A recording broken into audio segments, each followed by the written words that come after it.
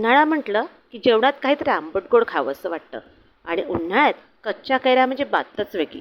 आणि याच कच्च्या कैऱ्यांपासून आंबट गोड चवीचा लहानांपासून तर मोठ्यांपर्यंत आवडणारा मेथांबा म्हणजे दोन पोळ्या जरा जास्तच जाणार नाही का. मला तर भाजी नसली तरी चालते, पण मेथांबा असला की मी मस्त मिटक्या मारत जरा जास्तच जेवते. असाचा सर्वांच्या आवडीचा पोळी भाजी आणि भाकरीसोबत खाता येणारा मेथांबा आज आपण करणार आहोत. मेथांबा अगदी हा 15 मिनिटात तयार होतो. झटपट होणारा आणि 4 ते 5 दिवस खाता येणारा हा आंबट गोड चवीचा आज आपण इथे मेथांबा करणार आहोत. तर त्यासाठी मी अर्धा किलो आंबे आणले आहेत. असे छान हिरवे कंच असे आपल्याला आंबे आणायचे आहेत आणि त्यांना मी स्वच्छ धुवून घेतलेलं आहे आणि त्याचे असे देठं काढून घेतले आहेत. आणि मग काय करायचं, याला सोलणीने सोलून घ्यायचं आहे.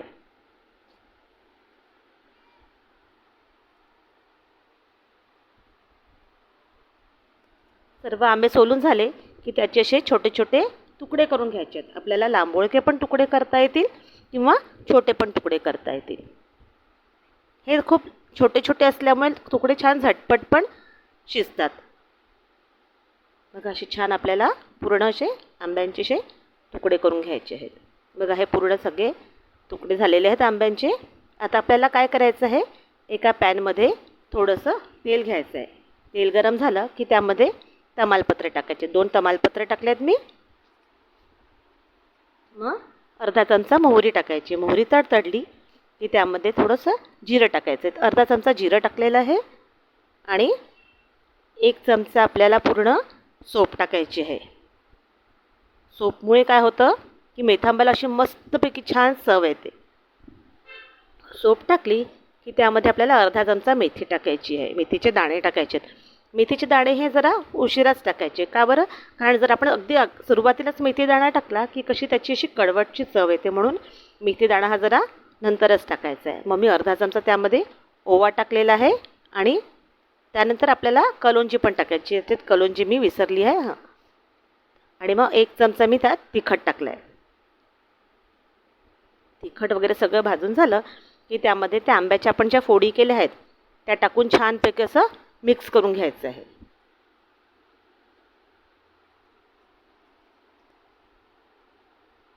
असे छानपैकी मिक्स करून झाले आहेत.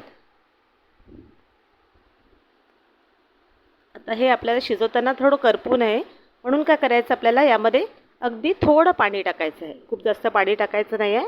अगदी थोडं पाणी टाकून आपल्याला त्याला थोडी हलकी वाफ येऊ द्यायची आहे.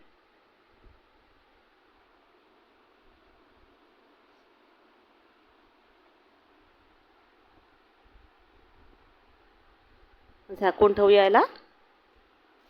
मग अशी छान वाफ आली याला की काय करायचं, मग यामध्ये आता मीठ टाकलं आहे मी. 1 चमचा मीठ टाकलं आहे याच्यामध्ये.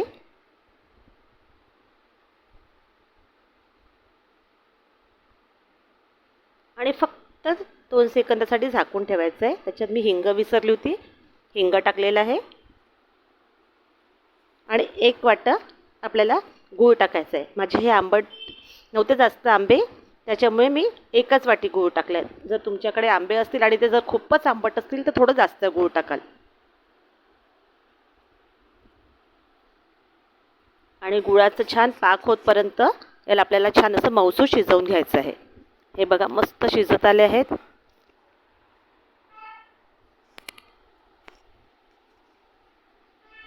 वा मस्त छान. बघा त्याचा कसा छान असा घट्टसा रसा झालेला आहे. दाबून बघूया आपण.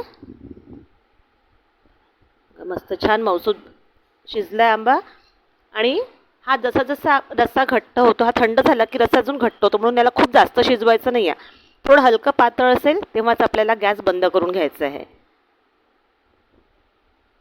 बघू शकता कसा मस्त झाला आहे रंग पण. आता जर तुम्हाला रेसिपी आवडली असेल तर काय करा, व्हिडिओला सबस्क्राईब करा, लाईक करा आणि शेअर करा. आणि हा असाच